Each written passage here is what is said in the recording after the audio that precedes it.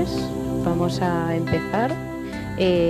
Mi nombre es Yasmín López, soy miembro del grupo de Psicología Forense de aquí del Colegio de Psicólogos de Madrid y el día de hoy es un placer ser la moderadora de esta mesa que versará su contenido sobre trabajo e investigaciones recientes en dos ámbitos de especial interés, por los riesgos y consecuencias que muestran y que son los riesgos psicosociales en el trabajo, que nos va a presentar Miguel Ángel Laso, que va a ser nuestro primer ponente. Y después nos hablarán de un tema atrayente y controvertido como es el espectro autista en el ámbito forense que nos dará nuestra compañera Raquel Sánchez. Os voy a presentar a nuestro primer ponente, Miguel Ángel Laso. Tiene máster en Psicología Forense por aquí Colegio de Psicólogos. Es miembro del grupo de trabajo de Psicología Forense aquí del Colegio de Psicólogos, graduado en Psicología y licenciado en Derecho, psicólogo perito forense, director de área del Banco Santander de España y de la División de América, vicepresidente ejecutivo del Banco Santander Colombia y Panamá, PDD IS Business School, PDD INALDE Business School. Y os dejo con él. Buenas tardes. Bueno, lo primero, muchas gracias por acompañarnos un día como hoy, ¿no? Prepuente, con mucho follón alrededor de esta zona, con lo cual tiene mucho mérito que estéis, si me permitís, os tuteo a todos, que estéis con nosotros, tanto vosotros como la gente que está conectada a través de la plataforma, ¿no? Como ha comentado Yasmín, como veis, yo tengo una vida anterior. Todos tenemos vidas anteriores, ¿no? En mi caso fue muy densa y dilatada y soy un puro psicólogo vocacional del final de mi vida profesional y quizás por mi trayectoria en el mundo del derecho previa, pues un psicólogo forense si cabe todavía más vocacional, ¿no? Por mi voluntad y de querer trabajar en el mundo de la justicia, ¿no? Vamos a hacer voy a tratar de hacer una presentación muy breve, de tal manera que si queréis podamos ser capaces de interrelacionar, ¿no? El objetivo de la presentación es doble. Primero, daré un pequeño barniz de lo que es hoy la evaluación de riesgos psicolaborales, inmersa dentro de lo que es la evaluación de riesgos estandarizada, y luego, más pegado al ámbito forense, en qué medida la evaluación de riesgos psicolaborales es capaz de aportar algo a la evaluación forense en el caso de acoso. Me oiréis con frecuencia hablar de acoso y no de mobbing porque prefiero utilizar la palabra acoso. Me parece más rotunda y más contundente, ¿no? Y sobre todo más definitoria, ¿no? Mobbing queda como un poco más suavizada y realmente el acoso es un término que debe de plasmarse en la dureza que debe de plasmarse, ¿no? Bueno, pues sin dilación, ya os he dicho que la presentación, a ver si, ahí está, a ver si los medios nos ayudan. La siguiente, esa, creo que sí, gracias Yasmín.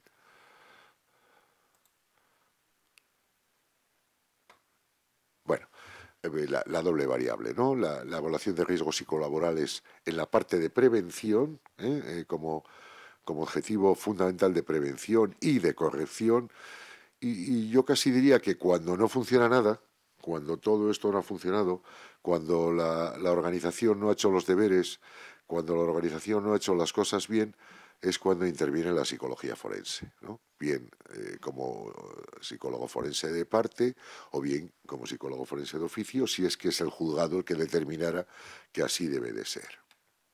Bien, dos apartados, ¿no? En la evaluación de riesgos psicolaborales vuelvo a hablar de acoso y no de mobbing. Insisto en la palabra acoso, que me parece más rotunda. Bueno, pues ¿de qué fases en general consta la evaluación? ¿Cuál es la consideración de riesgo psicosocial en el trabajo?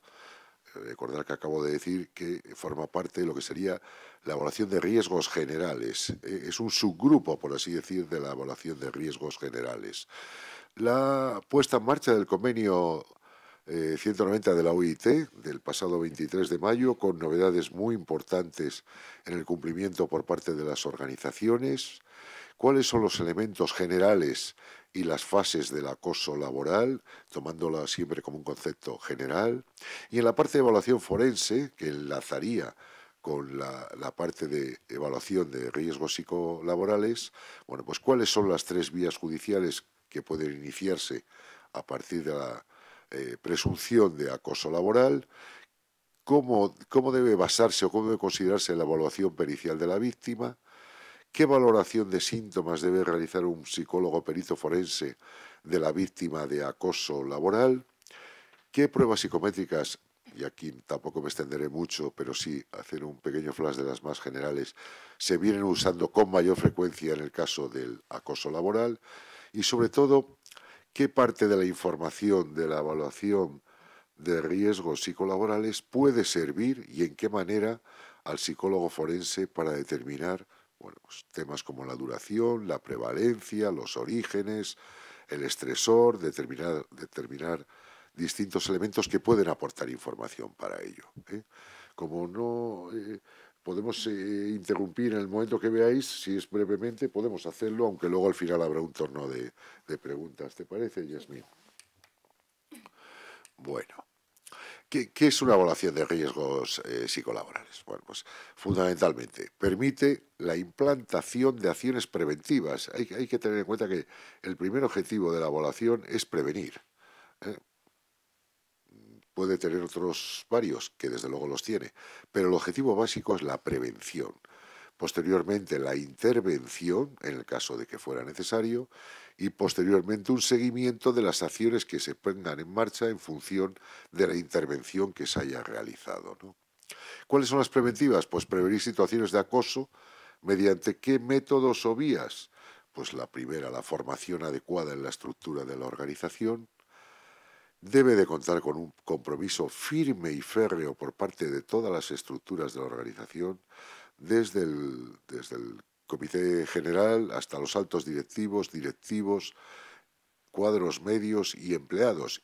Y eso tratándose de una gran organización. En las organizaciones más pequeñas, que como sabéis suponen una parte importantísima del tejido empresarial de España, pues deben de asumir el compromiso exactamente en la misma medida todas las estructuras de la propia pyme o de la propia compañía más pequeña, ¿no? En el caso de intervención, hay 2 tipos de intervenciones que se contemplan, ¿no? Hay una más informal. ¿Qué quiere decir esto? No se ponen en marcha los canales adecuados para la implantación de medidas o de investigación sobre los casos de acoso que se hayan podido determinar, sino que simplemente, por así decir, se brujulea, ¿no? Se mira, se considera la posibilidad de que ese caso pueda ser real y sin poner en marcha ninguna acción concreta desde el punto de vista organizativo, pues por lo menos se mira o se evalúa, ¿no? De ahí el carácter informal de la misma, ¿no? En el caso de formal ya hay 3 fases claras, ¿no?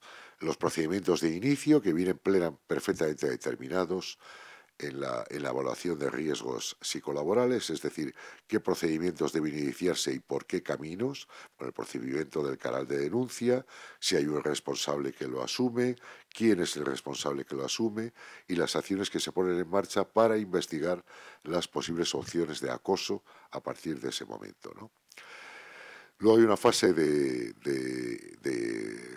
desarrollo, es decir, todo este asunto que se ha puesto en marcha a través de la fase de inicio, a través de las comunicaciones adecuadas y de las estructuras adecuadas dentro y fuera de la organización, bueno, pues obtener todas las vías posibles de investigación, entrevistar a las personas implicadas, entrevistar a pares, entrevistar compañeros, entrevistar superiores, basarse en las pruebas reales que se pueden determinar que se ha producido un caso de acoso desde el punto de vista telemático, desde el punto de vista informático, desde el punto de vista de todo tipo que puedan considerarse o que la empresa pueda considerar como viable, la empresa o la persona acosada, como viables para determinar que se ha producido un caso de acoso real y, de ser así, pues establecer la conclusión adecuada. Si es que hay que establecer sanciones, si hay que establecer cambios de estructuras departamentales, si tiene que salir alguna persona de la organización, si el caso es lo suficientemente grave como para ponerlo en manos del ámbito judicial, si no lo es, qué medidas se pueden poner en marcha de apoyo para la persona que ha sido acosada, si es susceptible de incorporarle a un tratamiento psicológico, si es susceptible de que la persona que ha cometido la cosa puede modificar su actitud y entonces se le cambiaría de estructuras dentro de la propia organización, o si no es así, pues determinar las conclusiones punitivas, que no solo legales, sino punitivas dentro del mundo de la organización, que así lo considere. Siempre es fundamental que se termine con un seguimiento adecuado de las acciones que se ponen en marcha. ¿Y esto por qué lo digo? Porque no es el primer caso en que se ponen acciones en marcha y el seguimiento por parte de las organizaciones no siempre es el más adecuado. Es decir, parece que actúan con cierta celeridad en la detección del posible caso, parece que actúan con cierta celeridad en la posible vía de soluciones para la persona el trabajador o trabajadora que se sienta acosado, pero no siempre hay un seguimiento real de cuáles son los comportamientos a futuro de la persona o personas acosadoras o de la persona o personas acosadas. Y digo personas porque se están viendo reciente y cada vez con más frecuencia institucionalizaciones de acoso en grupo, no necesariamente a nivel individual. Y es un tema que, sobre todo desde hace unos años, a raíz de la pandemia, se empieza a estructurar de otra manera y que hay que verlo con otro prisma. Bueno, ¿qué fases? Es decir, cuando alguien que efectúa una evaluación de riesgos psicosociales aterriza en una organización, ¿cuáles son las fases que debe de considerar? A grosso modo, ¿no? Es muy importante, por eso decir que siempre la evaluación de riesgos psicosociales debe hacerla un técnico en prevención de riesgos laborales, ¿no? Es fundamental. No sirve que cualquier persona de recursos humanos, no sirve una persona de una consultora de recursos humanos, por muy prestigiosa que sea, sino que tiene que ser un profesional de los riesgos laborales el que realice el análisis previo y, por tanto, la evaluación de riesgos psicosociales, ¿no? El análisis previo de la empresa. ¿Qué quiere decir esto? No podemos entrar en una compañía sin conocer, bueno, pues cuál es su actividad, cómo son sus estructuras, qué tipo de cuadros de mando tiene, cuál es su modelo de negocio, porque eso nos permite entender pues muchas cosas relacionadas con, pues desde la dedicación de los propios cuadros intermedios o directivos y los mandos hasta el modelo de negocio, si es una empresa comercial, qué nivel de dedicación necesitan las estructuras de personal de la propia compañía, qué beneficios sociales tiene, qué antigüedad tiene la compañía, en qué mercado se mueve. No necesariamente el técnico de evaluación de riesgos laborales tiene que ser un experto en todos los mercados, pero sí debe de conocer, bueno, pues si es una compañía que vende plásticos, pues un poco cuál es el sector y cuál es la idiosincrasia de ese sector, ¿no? En qué medida compara con otras compañías del propio sector y en qué medida compara con el resto de compañías del ámbito laboral, ¿no? A partir de ahí, en función de toda esa información que se debe obtener de la propia compañía, es muy importante adecuar las técnicas de evaluación, que son varias y que son distintas, pero que en función de la especialidad, por así decir, de la organización o de la compañía, pues debemos de utilizar unas u otras. No quiere decir que no sean todas válidas en su concepto generalista, sino que podemos introducir conceptos de especialización ad hoc para lo que la empresa está interesada en que sea evaluado, ¿no? Realizar un trabajo de campo, este es un tema importantísimo, es decir, cómo se aterriza todo esto aguas abajo, es decir, la plantilla, qué grado de conocimiento va a tener, qué grado de confidencialidad va a tener, en qué medida se garantiza la confidencialidad adecuada, por qué vías, el análisis de los datos obtenidos a través de las pruebas y de las entrevistas cuando hayan sido realizadas, la valoración de los resultados. Ahí es cuando entran los considerandos, y yo creo que es muy importante, de la adaptación a las diferentes estructuras de la compañía, al mercado de la compañía y a qué se dedica la organización, ¿no? Y por último, la comunicación orgánica a la estructura de la organización, a los mandos de los resultados, ¿no? Y a partir de ahí se puede obtener resultados casi individuales en función del tamaño de la compañía, por grupos, por departamentos, por estructuras, por regiones, independientemente del tamaño de la compañía, las evaluaciones hoy son capaces de facilitar datos concretos al nivel agregado que la organización desee, ¿no? ¿Qué podemos considerar como riesgo psicosocial en el trabajo? Bueno, comentábamos antes que es una subclase de lo que sería el riesgo laboral en general. Es muy importante determinar, porque a veces en los juzgados nos encontramos, y Yasmín me corregirá si no es así, es muy importante determinar que viene siempre derivados de factores de relación laboral. ¿Eh?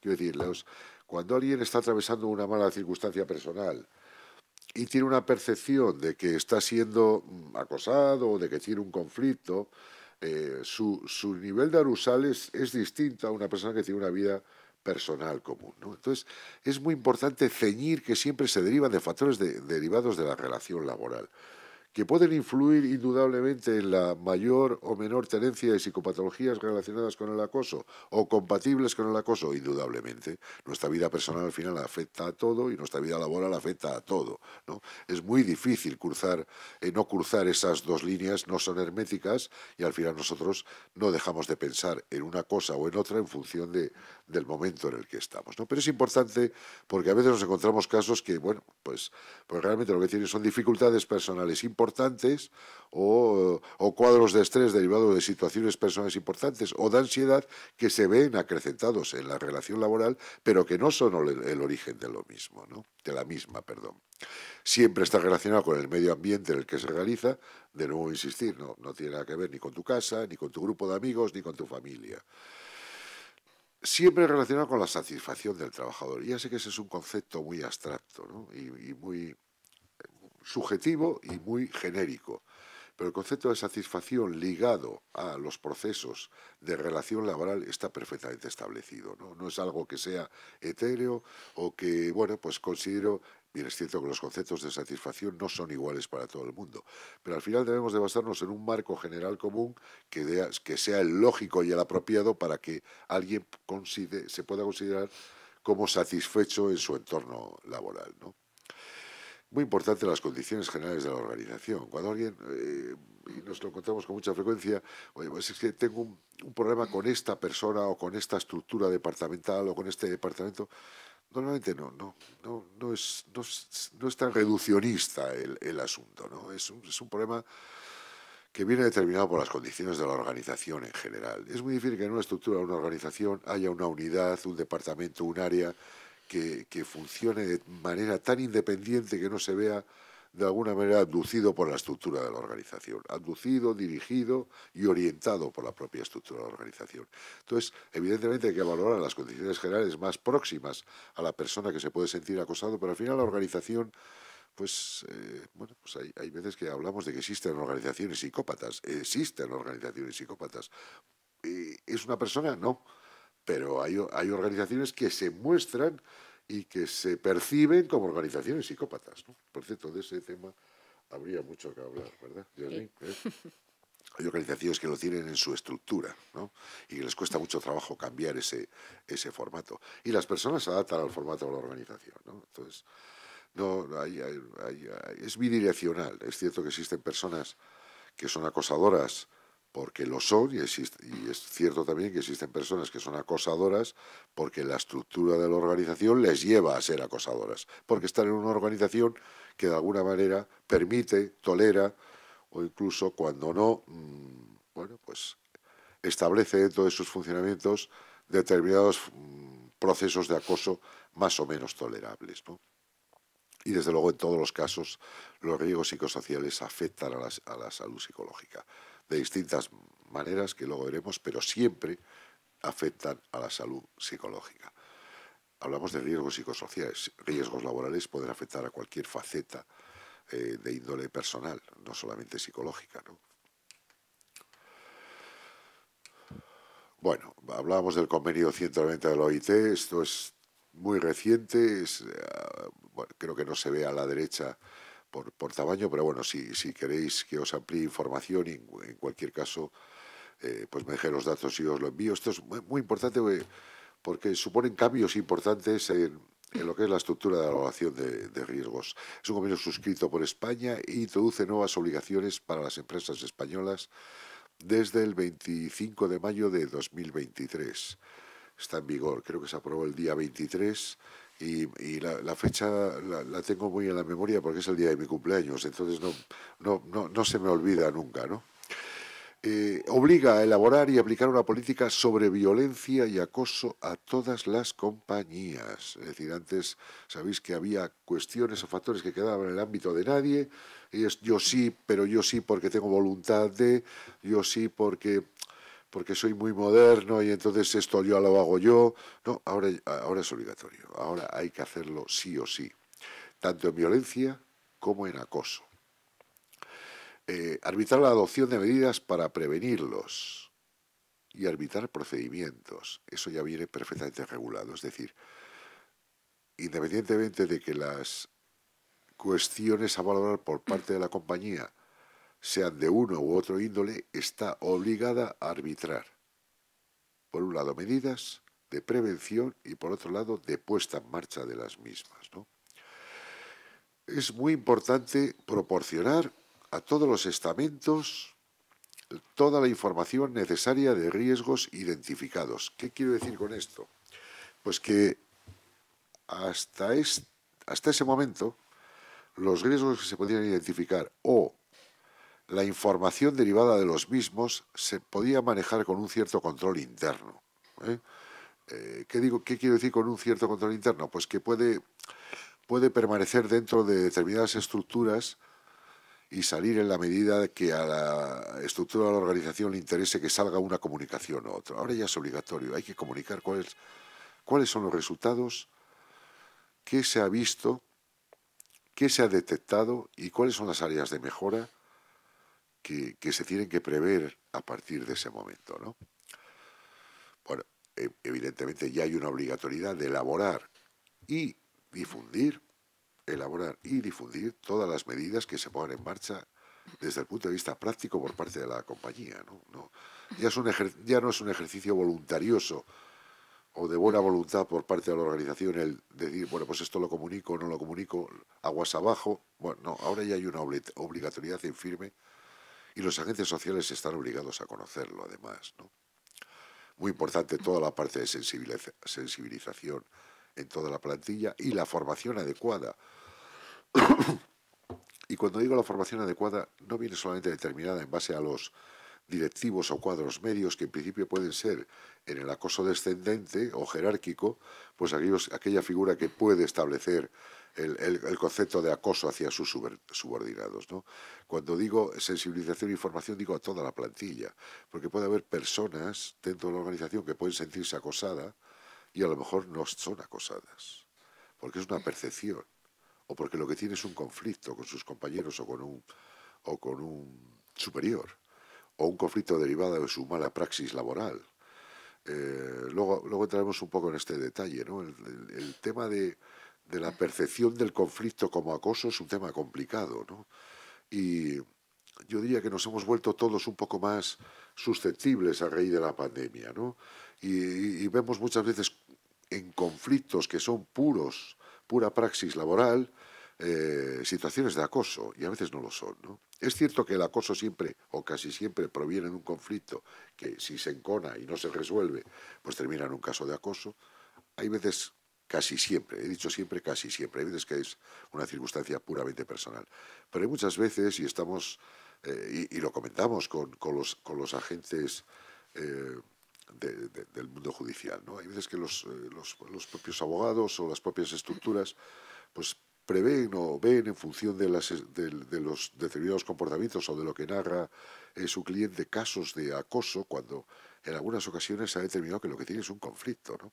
Como es difícil de separar desde el punto de vista psicopatológico, porque al final los síntomas son muy parecidos en uno y otro, con mayor grado son más exacerbados en el caso del acoso, pero son muy comunes porque al final nos generan los mismos síntomas, pues a veces es difícil de determinar, ¿no? Entonces, ahí pues, por así decir, es el mundo judicial el que establece, en función de la ley, pues cuáles son las características de uno y otro. Pero cuidado, porque a veces estamos hablando de acoso cuando hay un conflicto, ¿no?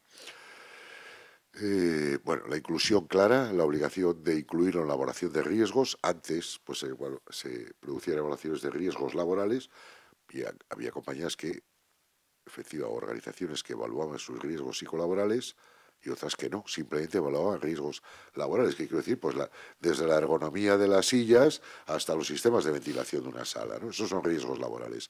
Hoy ya es obligatorio a partir de esta fecha en la evaluación de riesgos psicolaborales, ¿no? Y luego hay un dato importante que, bueno, está en boca de todos y es una ley que, bueno, sin entrar a valorarla ni a comentarla, bueno, es objeto de esta conferencia, la ley de igualdad obliga también, a tener un protocolo sobre acoso laboral.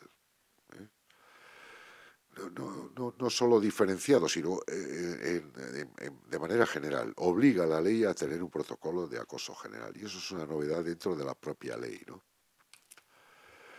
Bueno, antes hablábamos de conflicto, ¿eh? ¿Cuáles son los elementos y fases del acoso laboral? En general son estos 6. Por el camino entre uno y otro hay tantos como se nos ocurran. Y yo diría que cada caso además es un mundo. Yo no me he encontrado 2 casos iguales de acoso laboral. Nunca. En algunos casos ni parecidos. Ni por la forma, ni por las estructuras de actuación, ni por las estructuras de comunicación. No tiene nada que ver. Valoramos el qué. El qué es qué tipo de conductas son o pueden ser consideradas, o lo veis bien, pueden ser consideradas susceptibles de ser acoso laboral, ¿no? ¿Qué? ¿Qué hace referencia al número, a los tipos de conductas, no al número? Los números vienen explicitados luego en las pruebas psicométricas establecidas ad hoc. ¿Quién? Pues hay que identificar a cuáles son las personas implicadas. Venimos de un mundo en que nos encontrábamos que normalmente el acoso se cifraba o se valoraba en una persona. Eso está cambiando. ¿Por qué digo está cambiando? Porque a veces son propias estructuras las que traducen ese modelo de acoso y no directamente un superior jerárquico o un par, sino la propia estructura organizativa es la que provoca el acoso. Bien, es cierto que luego hay personas que en mayor o menor medida lo realizan, pero empieza a ser frecuente ver estructuras de acoso, ¿no? Es decir, ¿cuáles son las partes implicadas? ¿Cuándo? Bueno, pues aquí es muy importante hablar 2 cosas, ¿no? La frecuencia, es decir, con qué asiduidad se producen conductas de acoso, no tanto el tipo, que puede ser variada, sino la frecuencia, ¿no? Y si hay o no, o denuncias previas relacionadas con las mismas, ¿no? ¿Cómo? Pues ahí valoramos el tipo de asimetría de poder, si es un acoso descendente, si es un acoso ascendente, que lo hay, en mucha menor medida, pero también lo hay. Si es un acoso entre pares, si no tienen que ver como pares, pero son estructuras departamentales, si hay un objetivo generalista por parte de determinados miembros de la organización de que determinada persona no figure, no esté en esa unidad o en esa estructura o en ese área, donde siempre en el marco de la relación laboral, pero aquí hay que profundizar en el qué tipo de relación laboral, ¿no? Es decir, se produce exclusivamente en el trabajo, hay un acoso fuera del trabajo, aunque no esté directamente relacionado con la ubicación laboral, hay que valorar todo ese tipo de cosas. Y porque, evidentemente, porque es un riesgo para la salud, ¿no? Elementos y fases del acoso laboral. Antes hablábamos del conflicto. Bueno, en la mayor parte de los casos es cierto que viene precedido de un conflicto previo, ¿no?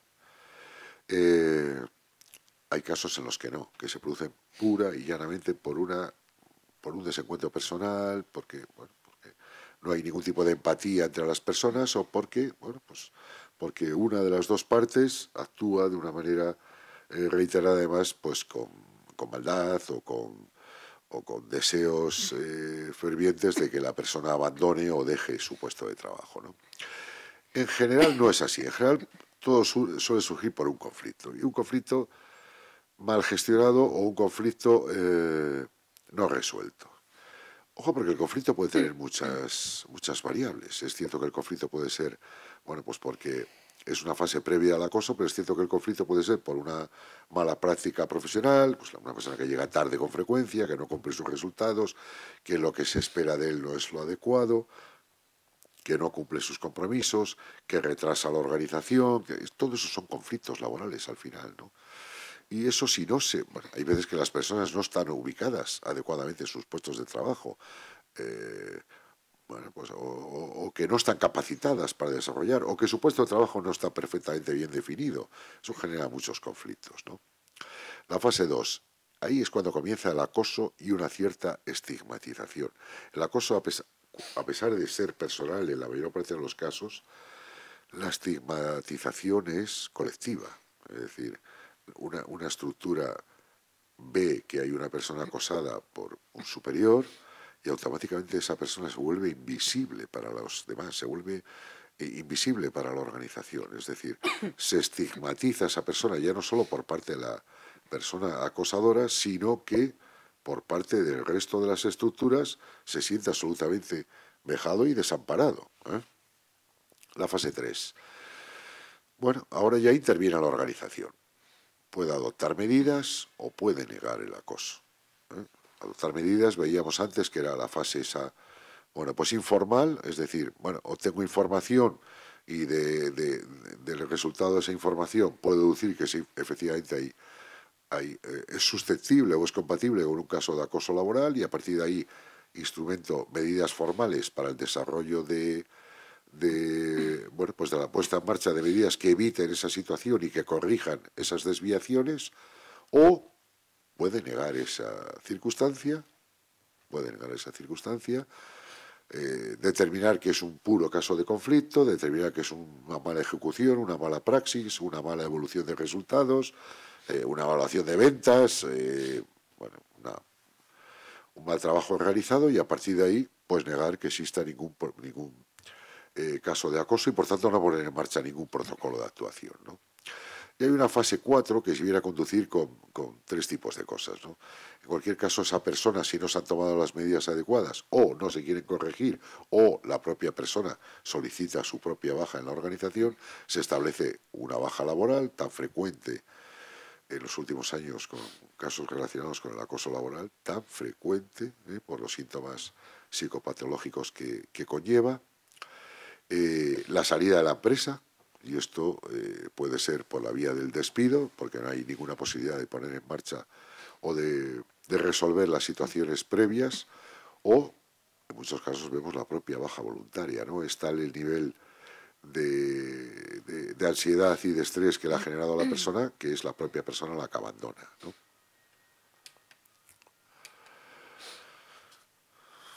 Algunos considerandos, ¿no?, sobre la evaluación de riesgos psicosociales. Siempre debe ir acompañada de un adecuado protocolo.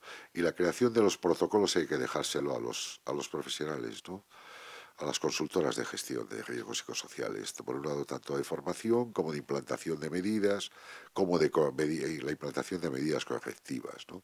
Pero es fundamental el establecer un protocolo adecuado para la prevención del acoso laboral, ¿no? Siempre debe basarse en una declaración de principios y tiene que ser asumida por todas las partes. Esto no vale, no puede ya decir, oye, pues yo asumo esto, pero esto no, o esta parte la asume, pero esta parte no. Es algo que tiene que ir todo en conjunto dentro de la organización. Aceptarlo, ser aceptado por todos, por lo cual, pues todas las estructuras de la propia organización deben estar convenientemente informadas, formadas, para que puedan aceptar cada uno de esos principios, ¿no? Establecer la garantía de tramitación de denuncias. Hay muchas veces que se ha observado que se ponen en marcha protocolos de actuación, pero que luego no hay un canal de denuncias adecuado, o no se establece el canal de denuncias adecuado, o se establece por un formato que al final está inmerso dentro de la propia estructura de la organización, con lo cual no sirve absolutamente para nada, porque se queda paralizado, ¿no? Entonces, hay que garantizar la tramitación de denuncias por las vías adecuadas, ¿no? Y eso queda perfectamente establecido, ¿no? La víctima solo tratará con el instructor. Claro, es que nos hemos encontrado casos hace años en los que la víctima al final trataba con su acosador. quiero decir, para corregir determinadas actuaciones, la víctima trataba con su acosador. Era impensable, pero no hasta hace mucho tiempo. Es decir, de alguna manera la organización determinaba que el acosador debería de establecer ciertos factores de corrección en la relación con el acosado, y entonces el acosado debería asumir como buenos esas buenas praxis que pone en marcha su acosador para que las cosas funcionen mejor. Nada más lejos de la realidad, ¿no? El procedimiento debe ser rápido y sencillo. Esto no se puede, quiero decir, en tu caso de acoso no puedes tardar 6 meses en determinar, ni en investigar, ni en poner acciones en marcha. ¿Por qué? Porque las consecuencias para la salud mental son muy graves y están perfectamente explicitadas, ¿no? Muy importante garantizar la confidencialidad. Quiero decir, no puede ir una persona que ha denunciado por acoso y permitirme el comentario jocoso por los pasillos y que todo el mundo comente que él ha denunciado a no sé quién por acoso. La confidencialidad es clave, ¿no?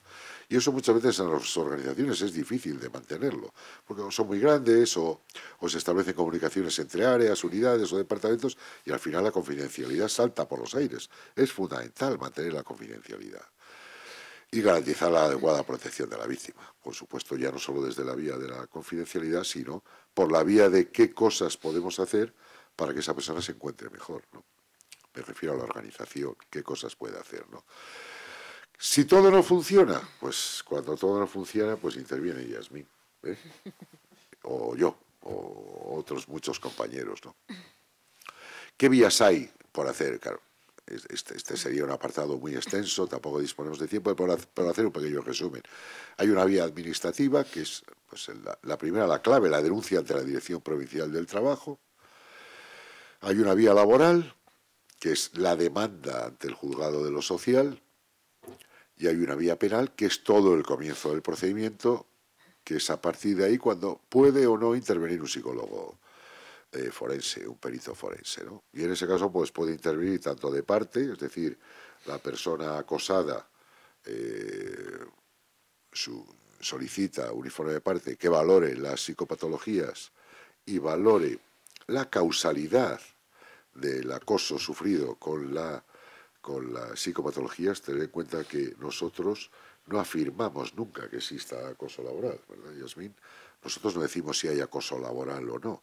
Nosotros determinamos las psicopatologías que sufre la persona y si éstas son o no compatibles con una situación de acoso laboral. Nosotros no somos quien para decirlo, para eso lo dice el juez, ¿no? Nosotros determinamos o informamos de las psicopatologías que tiene la persona y en qué medida hay una causalidad entre un posible caso de acoso laboral y las psicopatologías que tiene. Por eso cuando hablábamos antes del conflicto, ojo con eso, porque a veces las consecuencias psicopatológicas de un conflicto que perdura en el tiempo son muy similares, menos exacerbantes, pero muy similares. Entonces es la parte legal la que tiene que determinar si las conductas, no nosotros valoramos psicopatologías nada más y compatibilidades con episodios de acoso o lo que fuera, ¿no? Pero bueno, es a partir de esa parte, la parte penal, cuando interviene el psicólogo forense, ¿no? Bueno, ¿y qué hace el psicólogo forense? A grosso modo, la verdad, esto lleva un año estudiarlo, pero bueno, hacerlo en cuanto a transparencia se puede hacer también, ¿no? ¿Qué hace cómo es la evaluación pericial de la víctima? Pues primero hay que objetivar el estresor descrito por la propia víctima, es decir, no el tamaño, que también, sino en qué medida ese estresor ha convivido, qué tipo de conductas ha realizado, siempre es con qué duración, con qué frecuencia, durante cuánto tiempo. Evaluar el daño psicológico producido, es decir, una vez que conocemos cuál es el estresor, el tamaño, el origen, el modelo de conductas, en qué medida, durante cuánto tiempo, la prevalencia que ha tenido, pues evaluar el daño psicológico que padece esa persona, ¿no? En ese momento, en el momento de realizar la evaluación, ¿no? A nivel personal, a nivel psicopatológico y, muy importante, desde el punto de vista de las conductas de afrontamiento.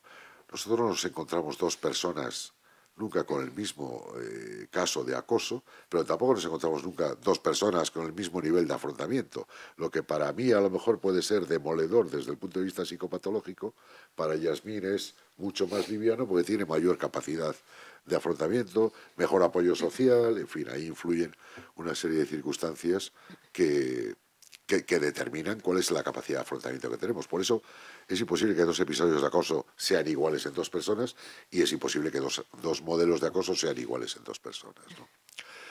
Obtener toda la información posible de la persona que ha sufrido el acoso y de otras fuentes, ¿no? En muchos casos, pues por ejemplo, lleva tratamiento psicológico o psiquiátrico durante meses en la seguridad social o en una consulta privada. Incluso acude a un psicólogo o psicóloga con recurrencia desde hace meses. Bueno, toda esa información es importante obtenerla, ¿no? La valoración, y digo esto porque es muy importante para un psicólogo forense, la valoración de los adecuados índices de simulación y disimulación de síntomas, ¿no?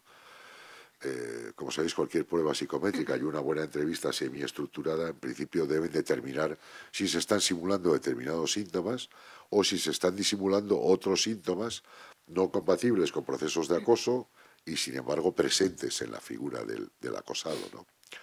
¿Qué relación de causalidad hay entre el estresor y el daño? Esto es muy importante porque, claro, mientras una persona está acosada, al mismo tiempo vive y está sujeta a otras circunstancias personales, ¿no? Y todo lo que le sucede o las psicopatologías que él acumula pueden en un momento determinado no venir únicamente originadas por episodios de acoso laboral, sino por otras circunstancias de la vida común o circunstancias personales o familiares, ¿no? Entonces, esa relación de causalidad es muy importante establecerla, porque puedes encontrar con una persona que está sufriendo periodos de acoso y al mismo tiempo está pues, en un periodo de divorcio o ha fallecido sus padres de una manera traumática o tiene un hijo con una enfermedad, o en fin, todas esas cosas influyen, ¿no? Entonces hay que separar muy bien las causas determinadas por parte del estresor psicosocial y por parte de lo que sería su vida normal, ¿no? Y bueno, pues el establecimiento a partir de ahí una discusión forense, yo digo siempre que primero con nosotros mismos y después con el resto, ¿no?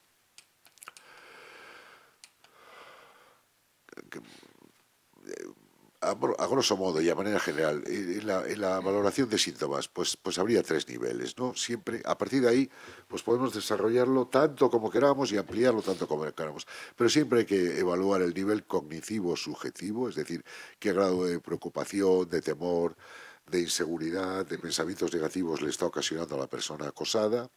A nivel fisiológico, bueno, pues episodios de sudoración, todo esto se obtiene a través de información de terceros y a través de la propia información que nos obtiene una buena entrevista semiestructurada, ¿no? Sudoración, tensión, taquicardias, molestias de estómago, todo esto a través de informes médicos y nuestra propia observación lo determinamos, ¿no? Y a nivel motor, ¿en qué medida evita ya no solo el estresor, sino otro tipo de circunstancias personales en la vida, ¿no? ¿Qué tipo de excesos? Pues hay personas que caen en drogas, hay personas que caen en el tabaquismo o caen en otro tipo de procesos, ¿no? Si hay algún tipo de intranquilidad motora o llantos, ¿no? ¿Y a través de qué síntomas? Bueno, pues de la hiperactivación, es decir, que hay una persistencia constante de la expectativa de peligro, incluso aunque no estás puesto ya al estresor, ¿no? Eso, cuando perdura por encima de la exposición al estresor, pues evidentemente hay una psicopatología presente, ¿no? Cuando hay un estado exagerado de alerta que no se corresponde con la situación real del evaluado, ¿no? Con episodios de irritabilidad o con problemas de sueño que suelen ser muy frecuentes en todos los casos, ¿no? El nivel de intrusión, ¿no? Los síntomas de intrusión, pues ¿qué huella está quedando a esa persona de ese momento? Teniendo en cuenta que el acoso no es un momento puntual, es decir, no es un episodio de estrés postraumático puntual, desmesurado, sino que normalmente se viene produciendo en un periodo de tiempo, con una cadencia de formas, con una duración, pero todo ello al final, desde el punto de vista de la huella, es un momento traumático, ¿no? Y qué esfuerzos de adaptación es capaz de hacer para evitarlo, ¿no? Y desde el punto de vista de la constricción, pues sí se ha producido ya la respuesta de rendición, es decir, el agotamiento absolutamente físico y psicológico, y la alteración de en qué grado está alterada la conciencia del propio evaluado e incluso episodios de disociación en el mismo, ¿no? Bueno, pues algunas pruebas psicométricas, si queréis más información, os la hago seguir, por no profundizar mucho. Aquí es cierto que si aquí estamos dos psicólogos forenses, si hubiera 5, seguro que ninguno usamos las mismas. Yo hace tiempo ya que llegué a esa conclusión y al principio me sentía fatal, pero ya he dejado de sentirme. Yo me siento... Es cierto que en función de un caso u otro sí se pueden aplicar unas u otras, ¿no? Porque te pueden dar mayor nivel de detalle de determinadas conductas o quieres profundizar en unas u otras, ¿no? Pero bueno, en general, y salvo que Yasmín me corrija, yo creo que esas 5 pues resumen. El NAQR son pruebas sencillas, con una escala tipo Likert de 5 niveles. El LIB en su primera versión del 45-60, sobre todo en la valoración de conductas hostiles. El ISTAS 21, que, bueno, también es una herramienta que puede evaluar en alguna medida riesgos psicolaborales, ya no solamente específica del acoso laboral, ¿no? El cuestionario Cisneros, para mí un clásico y una de las pruebas pues, para mí con mayor fiabilidad. Y el CAP, que es una prueba muy sencilla, que consta de 15 ítems. Bueno, cualquiera de ellas te da una información bastante fiable. Hay ocasiones en que por sí mismo pues no aporta toda la información, entonces, bueno, pues lo normal es pasar una prueba más generalista y a partir de ahí pasar una prueba más específica en función de las psicopatologías que se hayan observado. Yo creo que es recomendable siempre en el caso de acoso laboral independientemente de pasar pruebas generalistas. Hace 2 minutos hablaba Yasmín, mi compañera Yasmín del TAMAI, yo hablaba del MMPI-2RF y siempre una prueba específica de acoso laboral, ¿no? Pero en ningún caso, si aquí estuviéramos 5, ninguno coincidiríamos, de eso podemos estar seguros. Al menos en la generalista. A lo mejor en las psicométricas derivadas de acoso pues estamos más de acuerdo, ¿no? Pero bueno, para que tengáis una idea. Bueno, todo esto que hemos dicho de la evaluación de riesgos psicosociales, que claro, como o no se producía, o se producía mal, o no se hacía, o si se hacía en parte, o se hacía evaluación de riesgos laborales, pero no psicolaborales, o empezaban algunas organizaciones más avanzadas en este sentido a empezar a realizarlas, pero ya las realizan, y hay una obligatoriedad. Hay muchas cosas que desde el punto de vista forense podemos aprovechar de una evaluación de riesgos psicolaborales, muchas, y a partir de este momento más por la obligatoriedad de tener que realizarlas, ¿no? Bueno, pues el reconocimiento como víctima, quiero decir que no es que o bien una estructura desde el punto de vista judicial pueda ser un abogado nos derive a una persona que manifiesta haberse sentido acosado o contacta con nosotros directamente a la persona y dice que ha sido víctima, y ese es nuestro primer encuentro y nos manifiesta cuáles han sido sus circunstancias y las actuaciones que ha sufrido, sino que ya hay una experiencia de reconocimiento como víctima a través de la propia evaluación. Es decir, ese camino está andado, es o sí o no. Puede ser que no, pues entonces habría que investigar por qué, pero si hay un reconocimiento como víctima, ese camino está andado, ¿no? La cuantificación del acoso psicológico, quiero decir, si hay una buena evaluación y una puesta en marcha de acciones, es porque de alguna manera está determinado cuál es el grado de acoso percibido, por qué tipo de estructuras, quién lo ha producido, etcétera, etcétera, ¿no? La prevalencia del conflicto, es decir, cuánto tiempo llevamos con esto, en qué tiempo se originó, cuánto tiempo lleva en poder de la organización la información relativa a este caso, ¿no? La procedencia de las conductas, es decir, además de lo que nos pueda contar la persona, una buena evaluación de riesgo nos facilita información sobre quién es la persona que ha realizado conductas de acoso, ¿no? Y en qué medida o cuál es la relación que tiene con la persona acosada, ¿no? ¿Cuáles son los porcentajes de conductas hostiles más frecuentes? Es decir, y en qué medida y cuáles son las conductas más frecuentes. Toda esa información te la puede facilitar también una buena evaluación de riesgos psicolaborales, ¿no? Los antecedentes y las consecuencias del acoso laboral, es decir, cuál fue la primera parte y a partir de ahí qué medidas se tomaron desde el punto de vista organizativo y en qué medida paliaron en parte esa situación de acoso, o probablemente no la paliaron porque la persona acosada se encuentra delante de ti, ¿no? Los recursos personales de afrontamiento, es decir, cómo evolucionó a partir de ahí, en qué medidas han desarrollado los recursos adecuados como para acometer ese proceso de acoso laboral, ¿no? ¿Y qué intervención hubo previa en el control y en la prevención? Es decir, si comenzó por parte de la organización a determinar que esa persona tuviera la ayuda adecuada acudiendo a un psicólogo o psicóloga para tratar su caso. Si se le derivó al Servicio Nacional de Salud para que fuera tratado su caso. En fin, todos los antecedentes relacionados con la intervención previa. Y eso nos facilita o nos puede facilitar mucha información, ¿no?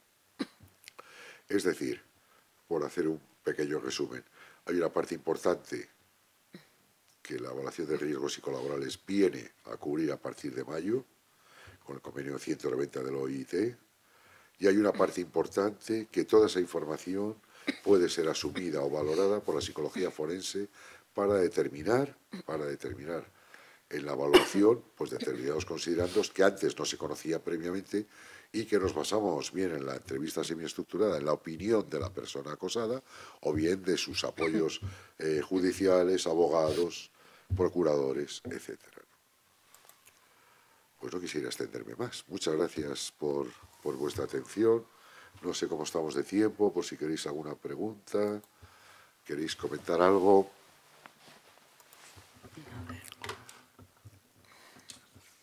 Bueno, espero que se os haya hecho breve e interesante. Claro.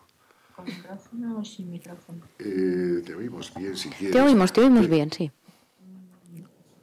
Veo que es muy delicado porque tanto en una percepción falsa, bueno, uno cree que sí, pero no está siendo acosado, como también, bueno, no sé si se pueden dar denuncias falsas por aquello de la inquina que puede haber en la propia, entre compañeros o en la jerarquía, o incluso que sí haya realmente un acoso, pero no haya pruebas.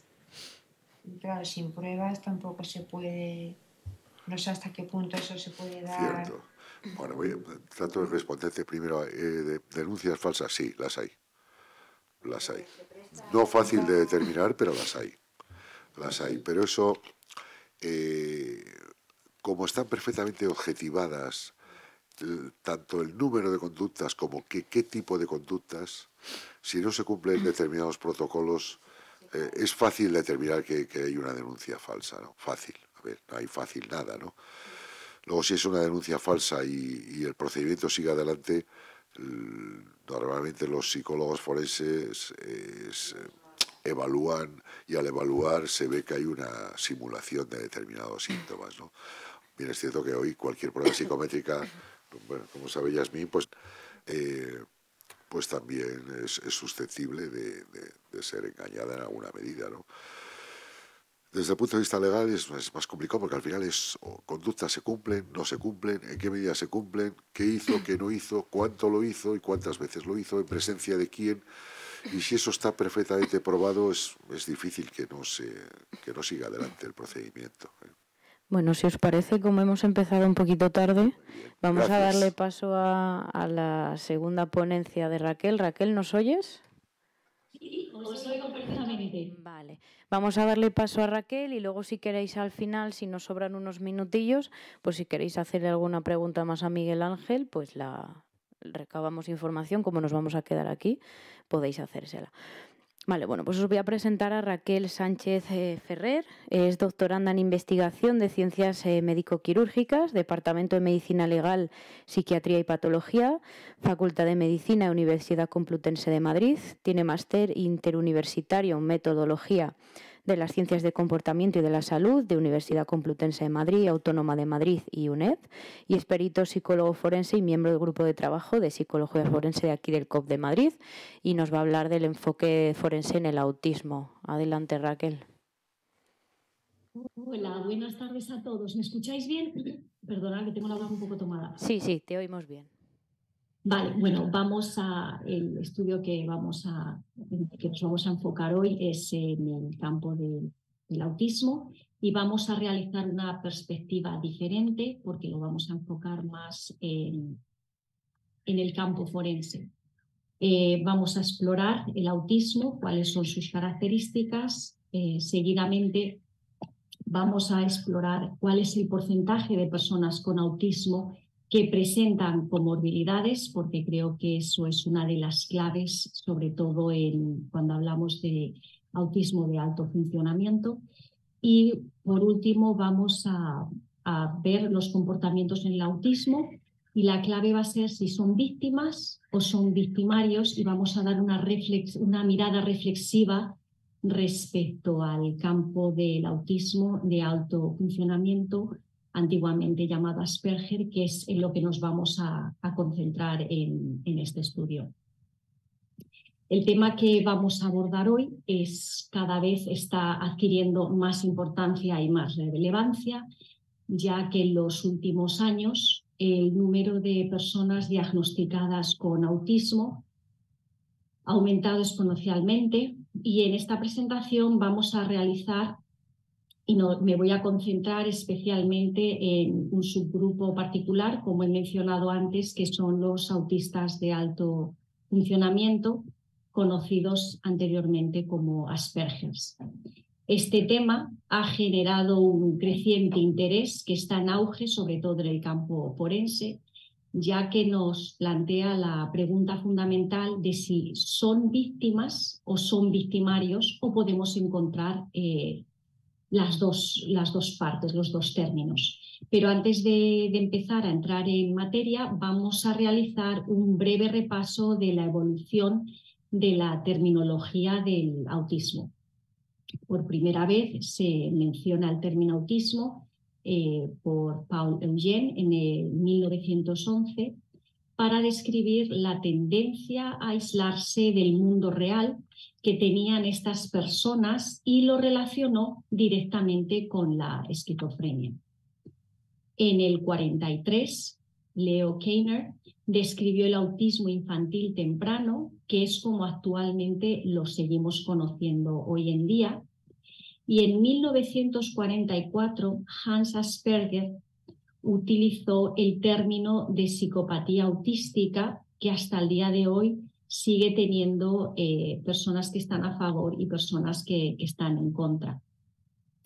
En 1980, por primera vez, el DSM-3 cambia el enfoque hacia los síntomas del autismo y creó la categoría de trastornos pervasivos del desarrollo. Un año más tarde, Lona Wing introduce el síndrome Asperger por primera vez, definiéndolo como la tríada de Wing y ubicando a los Asperger dentro del espectro autista. 10 años más tarde, Gilbert y Gilbert añadieron la torpeza motora dentro de los criterios que hoy conocemos como autismo y un año más tarde el síndrome Asperger se incorpora al CI-10 y al DSM-4. Finalmente, la última revisión del DSM-5 en el 2013 decide unificar el síndrome Asperger bajo el término de trastorno del espectro autista con una amplia gama de características y especificaciones más detalladas sobre este trastorno. A continuación, vamos a explorar el autismo, su definición y sus características y vamos a hacer un breve repaso de la definición del trastorno del espectro autista. En primer lugar, estas personas tienen una discapacidad del desarrollo caracterizada por diferencias neurobiológicas en el cerebro que resultan en desafíos significativos en las áreas de la comunicación social, la interacción y la expresión emocional, que es donde más nos estamos enfocando y más investigación se está haciendo y también más controversia está trayendo si tienen empatía. Unos grupos piensan que tienen empatía, otros grupos piensan que no. Otros, hay personas, por ejemplo, yo a veces defino que es la empatía inversa, suelo determinarla personalmente. Además, las personas con TEA también muestran patrones de comportamientos y manifestaciones de interés que tienden a ser bastante restrictivos y repetitivos. Finalmente, es importante destacar sobre todo que el trastorno del espectro autista puede influir en la capacidad de la empatía, lo que significa que las personas con TEA pueden experimentar dificultades para comprender y responder a los sentimientos y las experiencias emocionales de los demás. O sea, la famosa frase que dice que les cuesta ponerse en los zapatos del de enfrente. Dentro del trastorno del espectro autista distinguimos dos subgrupos, que esta es la gran diferenciación, el de bajo funcionamiento y el de alto funcionamiento. Como antes he indicado en esta presentación, nos vamos a centrar exclusivamente en el subgrupo de alto funcionamiento. Es relevante notar que la terminología en el diagnóstico ha evolucionado con el tiempo y términos previos que se utilizaban como el síndrome Asperger a día de hoy ya no se utilizan en los diagnósticos actuales, ya que ahora se incluyen dentro de la categoría más amplia del TEA, del trastorno del espectro autista, y les ponen como trastorno pero de alto funcionamiento. Ahora nos vamos a centrar un poco cuál es el porcentaje de personas con autismo, pero sobre todo yo creo que la clave es las comorbilidades que presentan y están asociadas al autismo, que creo que es una parte que todavía no está suficientemente investigada ni ligada. Es crucial destacar que aunque existen numerosos estudios sobre el autismo y cada vez hay muchísima más investigación, aún así sigue siendo un campo muy amplio y todavía estamos moviéndonos entre aguas y hay muchísimo por descubrir, porque es un campo bastante, no nuevo, pero bastante amplio y con mucho contexto dentro del autismo y con muchas especificaciones. El autismo en su forma aislada es una excepción además, ya que la mayoría de las personas con el trastorno autista suelen presentar comorbilidades asociadas. De hecho, estamos hablando, me parece que es un número impresionante, de que aproximadamente el 86% de las personas con autismo tienen al menos una condición comórbida. Esto subraya la importancia de identificar estas comorbilidades, ya que pueden tener un impacto extremadamente significativo en la percepción del diagnóstico y en la definición del tratamiento necesario. Algunas de estas comorbilidades, no he puesto todas, he puesto las más relevantes, porque de alguna manera son la esquizofrenia, el trastorno obsesivo-compulsivo, el trastorno de déficit de atención y de hiperactividad, el trastorno de la conducta, trastorno negativista desafiante, el trastorno de la comunicación social, el trastorno bipolar, el trastorno de la ansiedad, los trastornos psicóticos, el síndrome de acumulación compulsiva, trastornos del sueño, trastornos sensoriales y trastornos de la personalidad. Estos son solo algunos de los ejemplos de las comorbilidades, como he comentado antes, que están asociadas al trastorno TEA, pero nuevamente vuelvo a recalcar que es fundamental reconocer que existen otras además que no hemos mencionado en esta perspectiva y la importancia que llevan estas comorbilidades asociadas al trastorno. Esto resalta la importancia de un diagnóstico y un tratamiento integral para abordar de una manera más efectiva las necesidades de las personas con autismo y sus comorbilidades, ya que estas condiciones adicionales pueden hacer que el trastorno sea aún más complejo y en algunos casos potencialmente peligroso si no se maneja adecuadamente. Ahora vamos a hablar un poco del punto 3, que es los comportamientos del autismo, esa mirada reflexiva, que he comentado en un principio. Y vamos a empezar un poco por lo que dice la literatura científica sobre la investigación psiquiátrica forense respecto al TEA. En los casos forenses es significativamente superior en comparación a la población general, donde alrededor de un 4% de las personas encarceladas presentan rasgos del trastorno autista. Ahora, es muy importante destacar que las cifras varían ampliamente, encontrando informes que oscilan entre un 9% y un 18%. A pesar de esta presencia tan notable, se cree que el TEA está subdiagnosticado en el entorno penitenciario debido a diversas razones, como la falta de recursos, la ausencia de competencias específicas, la falta de profesionales entrenados no solo y exclusivamente en el trastorno autista, sino en la identificación de esas comorbilidades asociadas al autismo que tienen un porcentaje tan elevado.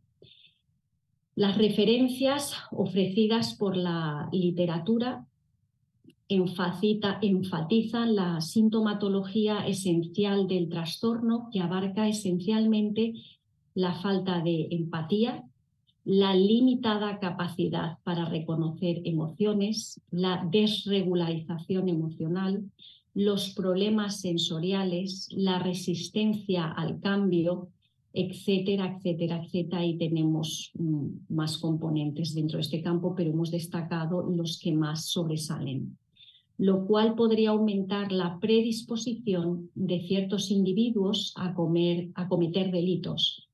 Es por esta razón que es importante prestar atención a la relación entre el TEA y la participación en actividades delictivas, las cuales además suelen manifestarse en la etapa infanto-juvenil. Y además se ha constatado que la sintomatología autista en jóvenes detenidos es más común en comparación a la población en general. Y según van pasando los años, parece ser que hay estudios que están demostrando el aumento, aunque hay otros, obviamente, que se contradicen, que es lo que pasa un poco en este campo. Hay muchos estudios que se contradicen entre ellos, que unos dan unos resultados mientras que los otros dan unos resultados completamente diferentes y contradictorios. Por eso es el desconocimiento de este campo, sobre todo en el alto funcionamiento. Se puede decir que esta sintomatología del trastorno autista se asocia a un mayor riesgo de comportamientos delictivos en el futuro e incluso después de haberse ajustado a otros trastornos de conducta externos.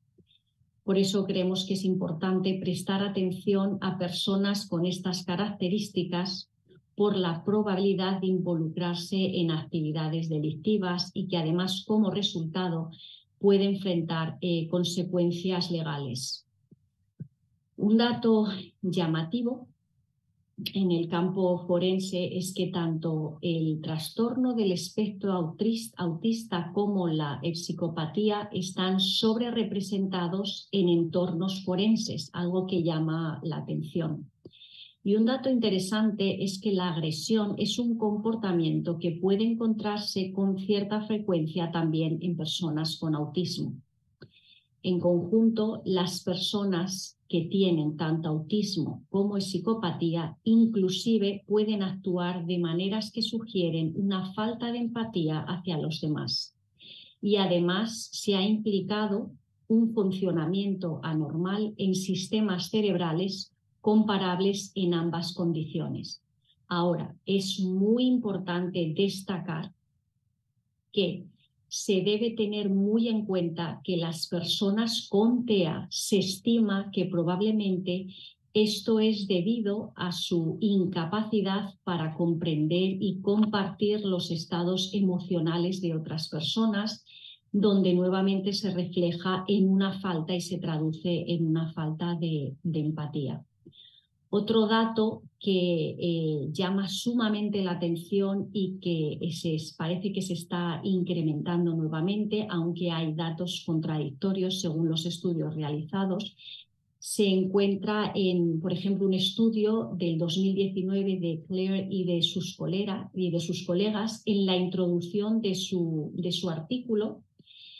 Refiere que es claro que muchas personas con TEA, que eso es lo que llama la atención, que además utiliza la palabra que es claro, que muchas personas con TEA suelen tener colecciones sustanciales de material pornográfico que a menudo involucran a menores e inclusive también se han encontrado archivos recopilados sin abrir en sus ordenadores, probablemente como parte de su naturaleza ritualista del TEA.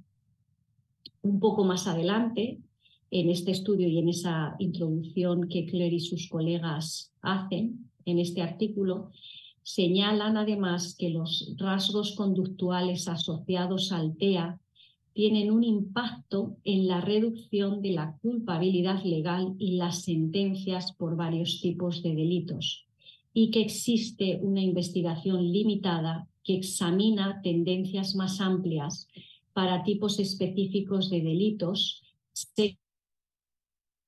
tanto jurisdicciones de habla inglesa. Es por esto que en el campo forense consideramos de vital importancia la no justificación y la victimización de actos delictivos, porque es fundamental destacar que el trastorno del espectro autista no debe ser considerado una excusa para eximir de responsabilidad a una persona por sus acciones. Y además, especialmente y destacando si son personas con alto funcionamiento.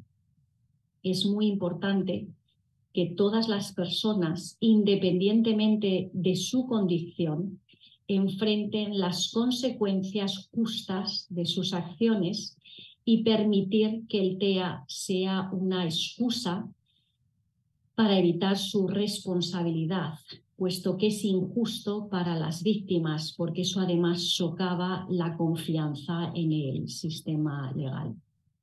Dicho esto, la imperante necesidad de continuar con investigaciones minuciosas, no solo en lo que respecta al trastorno del espectro autista, sino también en el diagnóstico preciso de las comorbilidades asociadas y su conexión neurológica, así como en las similitudes con diagnósticos más graves, creemos que es clave para poder encontrar soluciones y poder llegar un poco más al fondo de lo que está pasando en este campo. Esto no solo permite mejorar la calidad de vida de quienes las experimentan y de su entorno, sino que también desempeña un papel crítico en la investigación forense. La comprensión además adecuada de estos factores es esencial para abordar de manera efectiva las implicaciones legales y forenses que puedan surgir en el contexto de la justicia. Y esto garantiza que se haga justicia y se proteja, que esto es lo más importante, a las personas con TEA como a las posibles víctimas de conductas delictivas cometidas por individuos con TEA, o sea, tanto a las víctimas como a los victimarios. Al mismo tiempo, es crucial desarrollar estrategias preventivas que ayuden a evitar situaciones adversas y a proteger a la sociedad de estos posibles riesgos. Creo personalmente que además es fundamental resaltar que, a diferencia de otros trastornos que suelen contar con tratamientos farmacológicos establecidos, el trastorno del espectro autista se aborda con mayor frecuencia a través de terapias en lugar de medicación. Para mejorar la calidad de vida de las personas con TEA, creemos que es esencial investigar y desarrollar también medicamentos específicos que aborden las particularidades de este trastorno, aunque existen fármacos que pueden aliviar síntomas comórbidos relacionados con el TEA, aún no se dispone de una cura definitiva ni de medicamentos diseñados exclusivamente para tratar el autismo. Hasta aquí he hecho un poco una visión generalizada de lo que es el autismo de alto funcionamiento en el campo forense, anteriormente conocido como Asperger. Ahora os voy a poner un poco la bibliografía, y ahora lo que me quiero centrar, que lo tenía que haber hecho antes del último punto de las opciones de medicación, me quiero centrar en los ejemplos, en un par de ejemplos os voy a dar desde la perspectiva forense, en la que están involucradas personas relacionadas con el espectro autista, que creo que es lo que más va a impactar, por decirlo de alguna manera. Voy a empezar con un ejemplo de una pareja donde el hombre era autista, diagnosticado con Asperger en esa época, porque todavía se seguía utilizando Asperger de alto funcionamiento, y la mujer, la pareja, nunca había ido a un psicólogo, era una persona completamente normal, nunca había tenido ningún tipo de trastorno, ni siquiera había acudido al psicólogo. Además, una persona muy querida por su entorno, tanto familiar como de amistades como del trabajo, mientras que su pareja era una persona aislada de todo el entorno, no tenía amistades, no tenía relación prácticamente con la familia. Un caso bastante interesante. Hace aproximadamente 7 o 8 años, esta pareja enfrenta una situación complicada.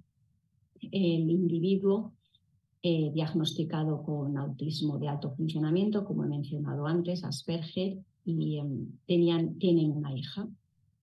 Los abuelos notaron comportamientos extraños por parte del padre hacia el bebé, hacia el menor de esta pareja, y le sugirieron al padre que estos comportamientos no eran normales.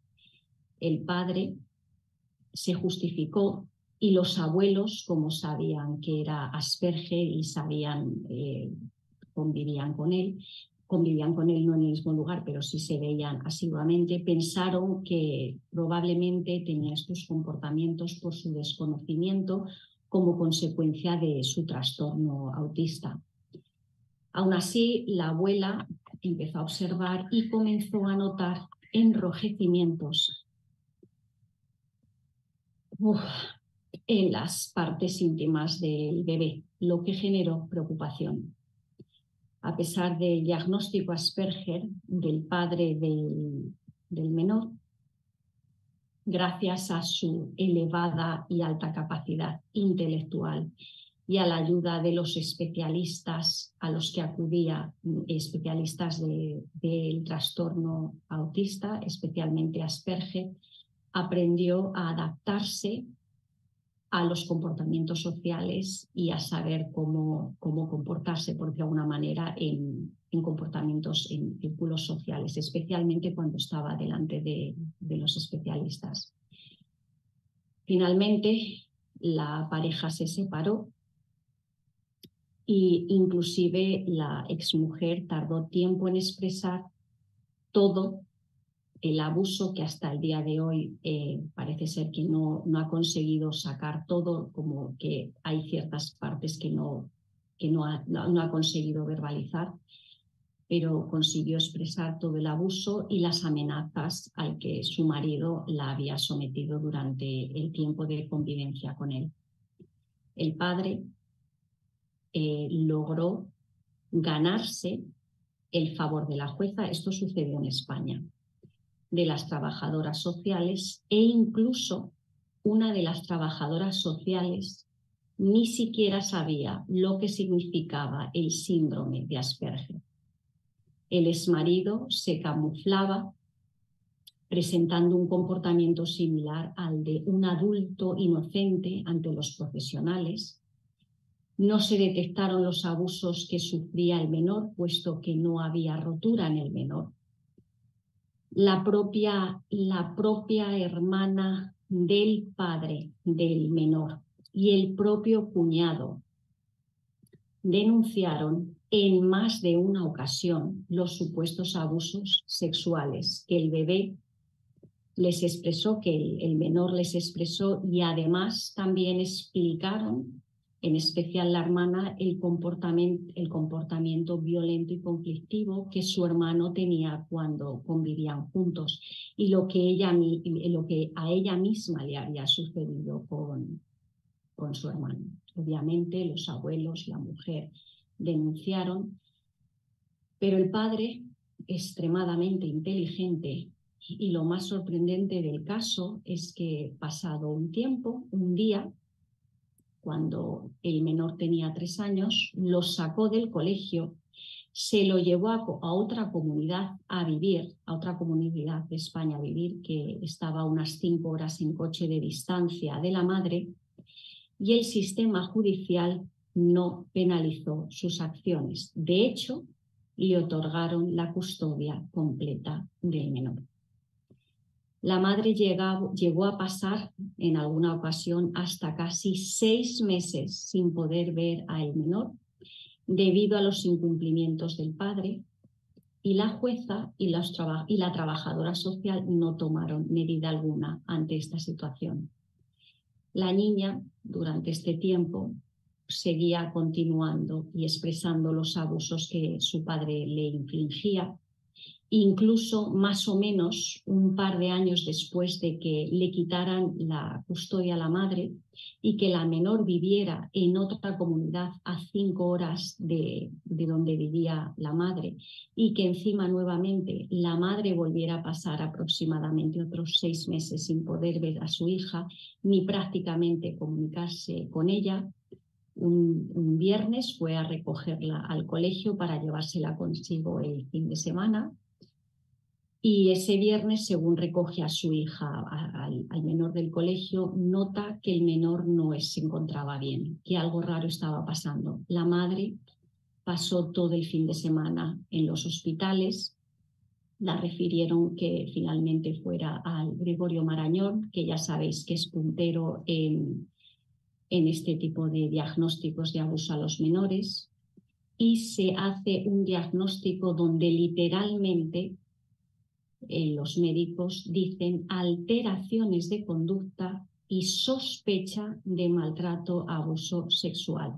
Hasta la fecha, los médicos del Gregorio Marañón no han declarado, y ya han pasado varios años.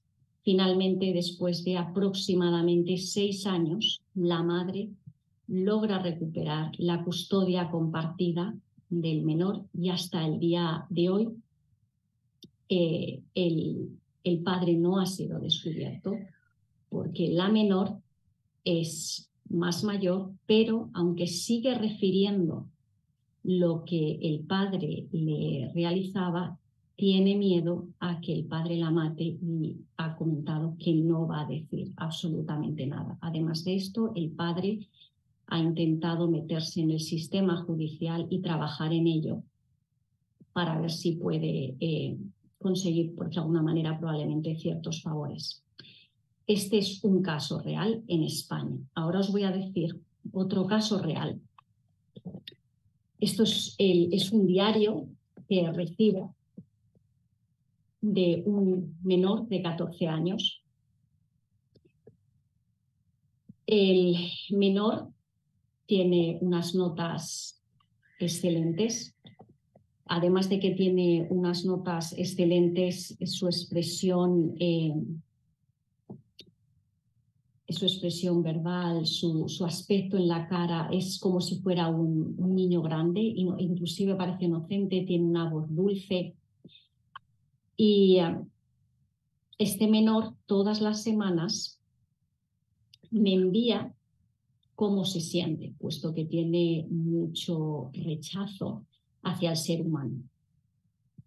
Voy a omitir obviamente el nombre y voy a omitir también la fecha, pero voy a comentar, por ejemplo, para que veáis el seguimiento que este menor me escribe todos los días. Jueves. Desde la sesión no dejé de tener el mismo pensamiento. Me acordaba de lo que me hacían en el pueblo y esto me hizo imaginarlos encadenados. Era un estilo mazmorra medieval, había mucho fuego alrededor y me acercaba hacia los que me caían algo mejor y cogí un rifle y fusilé a los 3. Luego, a los que no me caían tan bien, cogí un látigo y les di de latigazos mientras los 3 que había fusilado empezaban a quemarse. Después de darles 30 latigazos, cogí un cuchillo y les empecé a pelar la piel. Les caía mucha sangre. Al acabar, les arranqué los ojos y me fui, ya que estaban muertos. Tristemente, estos pensamientos me dieron satisfacción. Viernes. Este día estuve tranquilo y jugué con mis amigos al Minecraft. Por la noche, un rato para relajarme. Entonces no ocurrió nada. Sábado. Vi una mancha roja y volvió la escena del jueves, pero aparte de eso estuve bien. Y hasta comí unas galletas caseras que hice para relajarme y pensar en otra cosa. También usé los videojuegos para escapar. Pero cuando él menciona vi una mancha roja, se está refiriendo al jueves, cuando él me describe cómo había quemado y bueno, lo que había hecho a las personas en su imaginación porque estaba enfadado. Domingo. Mi hermana, voy a poner un nombre ficticio, mi hermana Pepita, jugaba con mecheras y papel. Y cuando mis padres y yo volvimos a casa, la pillamos. Le cayó bronca y lo disfruté. Luego me cabreó que me llame el loco en el pueblo cuando mi hermana jugaba con fuego y subí arriba y me di con una tabla de madera de mi armario. Aparte de esos 5 minutos, el resto del día estuve bien ya que cociné y jugué videojuegos. Lunes. No sé si te lo he contado, pero tengo un ex amigo que es nuevo, que es peruano. En el colegio todo el mundo dice que él es superior y me dan todos de lado. Esto me cabrea y me hace imaginarlos encadenado en una mazmorra ardiente estilo infierno y me pone entre paréntesis, como el jueves, y dándole latigazos y arrancándole los ojos. Bueno, hay veces que es que no puedo ni terminar de leer lo que me escribe porque es brutal. Dame un segundo, por favor.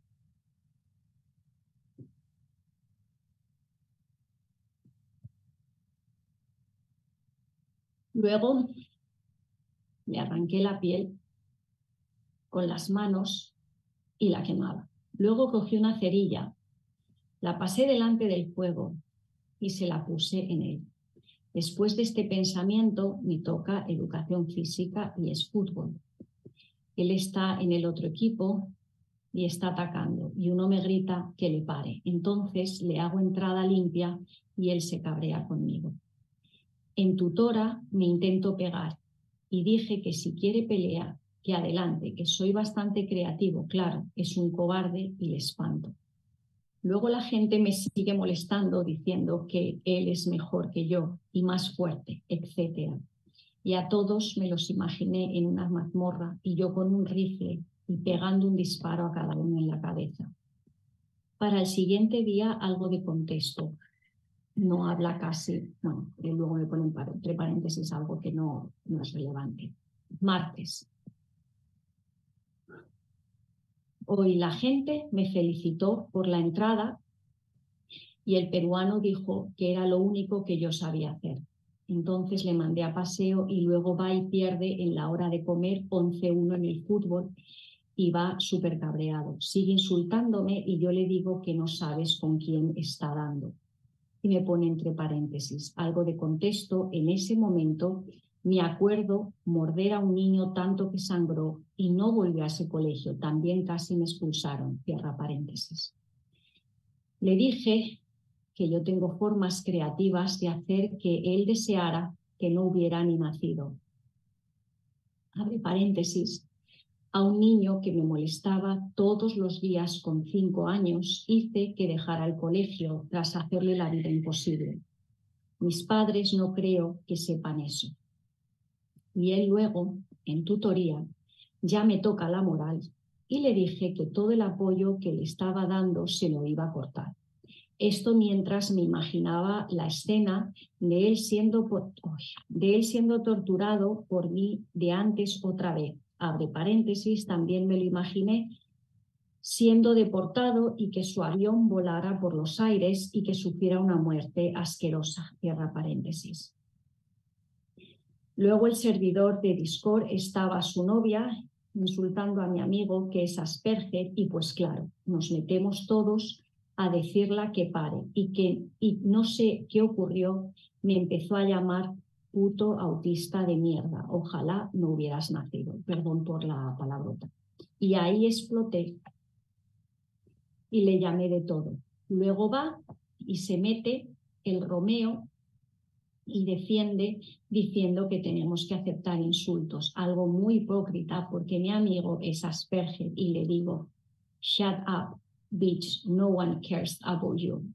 Le dijo, ciérrate la boca, un capullo, pero más fuerte, a nadie le importas.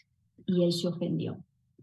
Después de esa explosión, cogí una barra metálica y di a un armario hasta abollarlo. Mientras esto ocurría, me los imaginaba en esa mazmorra del infierno y estirados más de lo que debía, y yo les di unos 100 latigazos a cada uno. Luego les arranqué los ojos y les quemé el pelo. Después les arranqué la piel y arranqué unos cuantos órganos a cada uno y sentía placer imaginándome.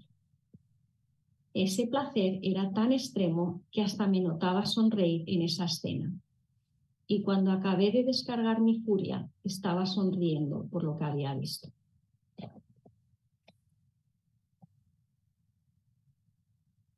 Eso es lo que me escribió, es un ejemplo de lo que me escribió solamente en unos días.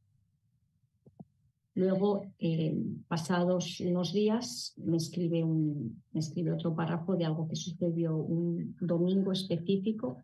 Me pone, en las clases el sábado. Había un niño llorando porque sus padres no le habían comprado un juguete y me cabreaba el ruido de sus lloros egoístas. Esto me hizo imaginar cómo lo fusilaban en la calle. Si un niño o un bebé llora porque necesita ayuda, no me importa, pero el que lloren por egoísmo lo odio mucho. Además, hemos mantenido conversaciones sobre lo que expresa hacia los menores y esto es un pequeño ejemplo de lo que a veces este menor dice. Los padres, obviamente, el padre sí se imagina, pero no tiene ni idea de los pensamientos que tiene este menor. Y además es un niño que es extremadamente inteligente en el colegio. Por eso es tan importante, y lo repito tantas veces, que hay que hacer mucha más investigación, sobre todo en relación al trastorno del espectro autista, pero de alto funcionamiento, porque hay muchas comorbilidades y comportamientos que saben sufragar y saben enmascarar hasta que consigues, como digo yo, encontrar la aguja en el pajar, que cuando consigues encontrar esa conexión donde ellos no se sienten juzgados, relativamente no puedes demostrar que te están destrozando. Obviamente les enseñas a que esos pensamientos, por eso se trabaja con ellos para intentar ayudarles a que esos pensamientos se vayan eliminando, pero cuando consigues encontrar esa aguja en el pajar y empiezan a demostrar que su verdadera persona y los pensamientos que muchas veces tienen hacia el ser humano, y lo que más me llama la atención es hacia las personas más vulnerables, que son los ancianos y los bebés. Es por eso que que considero que es de suma importancia, sobre todo porque el número se está incrementando, que haya más investigación en este campo específicamente y que no nos enfoquemos en victimizarles, porque si les victimizamos vamos a no poder encontrar las herramientas apropiadas y la medicación apropiada para poder ayudarles tanto a ellos como al entorno. Y hasta aquí he llegado, que ya me he quedado con la última parte, ya tengo suficiente para hoy. ¿Hola? Ah, vale, vale, me escuchas. Vale. ¿Escuchas bien, Raquel? Os escucho bien, sí. Vale. Yo soy Cristina Arizón, mil gracias por tu presentación, me ha encantado.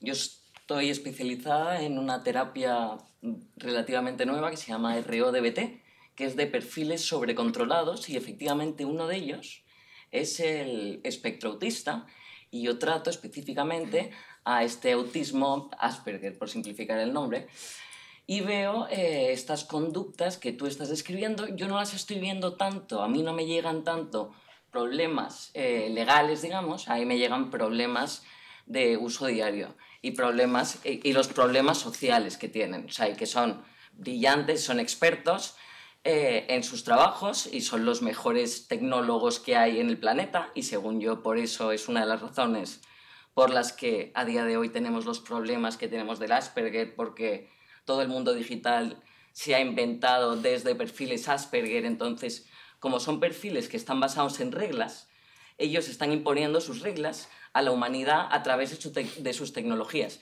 Mi teoría va un poco por ahí. Entonces, con respecto a lo que estás diciendo, me apasiona, estoy total y absolutamente convencida de lo que dices, quiero investigar del tema, me encantaría, pero no sé con quién, no sé por dónde empezar. O sea, no sé con quién, no sé si hay un grupo que esté empezando una investigación o al que me pueda pegar porque no me parece nada fácil. Efectivamente, tiene un nivel civilino tal que que es muy difícil verlo, y es muy difícil que ellos reconozcan.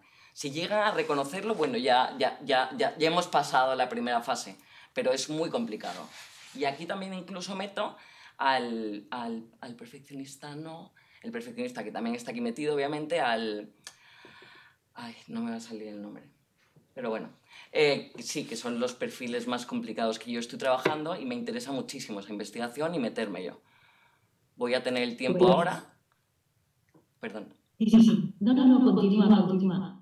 Tengo el tiempo ahora, me quiero ir ahora, soy andaluza y me quiero ir un tiempo a cuidar de mi padre, que lo está necesitando, tal, y me viene muy bien dedicarme y tener unos años y un tiempo para poder hacer una investigación específica de esto, porque creo que es básico y lo estoy viendo ya de primera mano y es brutal, y creo que efectivamente va a mayores, y mi teoría, mi base es que va a ir a más todavía, porque efectivamente pues todo el mundo digital que estamos consumiendo todos se ha creado por perfiles Asperger, porque son todos los que han creado Facebook, Instagram, todas las grandes, las Big Five, digamos, de tecnología, son Asperger. Los fundadores son Asperger todos.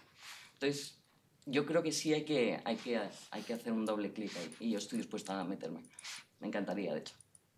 Pues encantada, si quieres que te pasen mi contacto cuando terminemos. Y sí hay que especificar algo con el tema de los altos cocientes intelectuales. Me repiten muchas veces, cada vez se está uniendo más síndrome Asperger o síndrome de alto funcionamiento con alto cociente intelectual. No nos confundamos.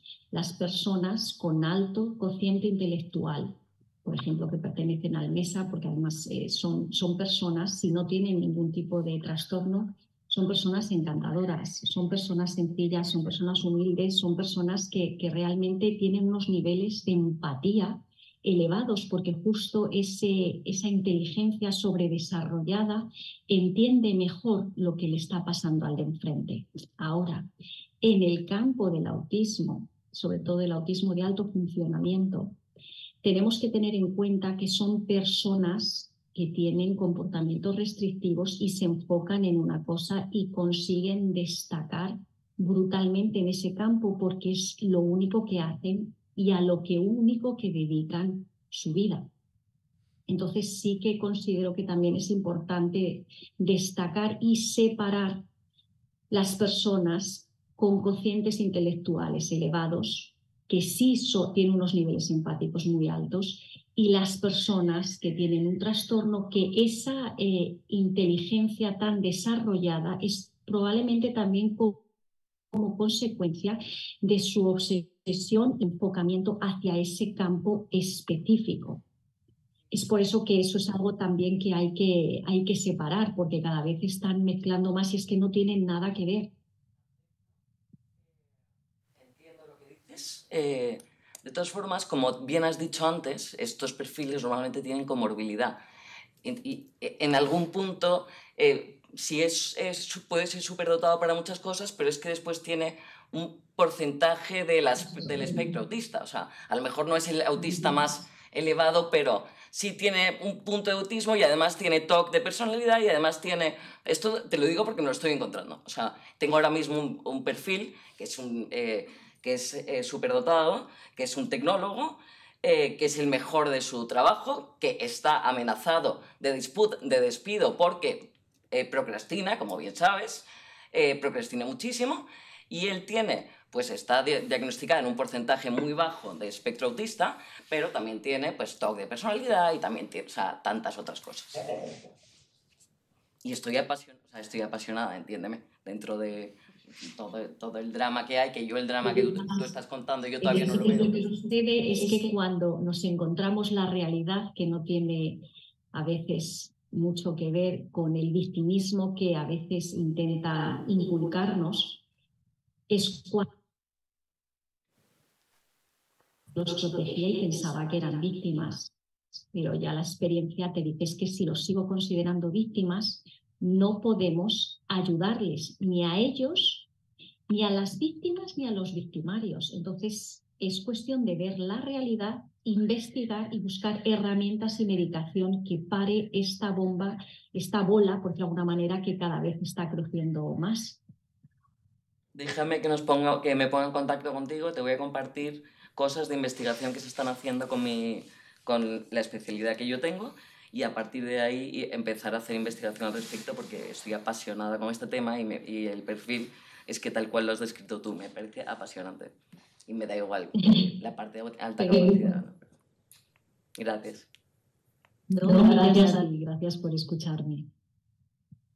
¿Alguna pregunta más de esta o de la anterior? ¿No? Pues si no hay más preguntas, finalizamos aquí. Gracias Raquel, gracias Miguel Ángel. Gracias Raquel. Hola Raquel.